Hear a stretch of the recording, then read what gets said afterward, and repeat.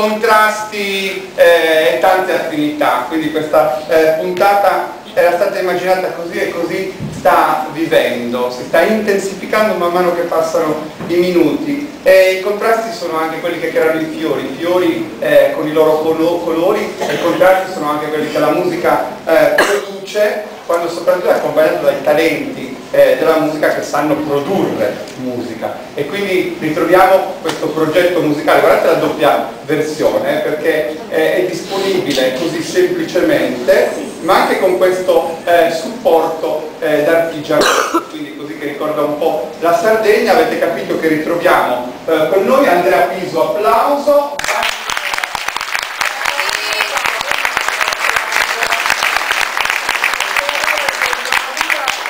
Il titolo di questo progetto, ne abbiamo parlato all'inizio, veramente sono 9 tracce.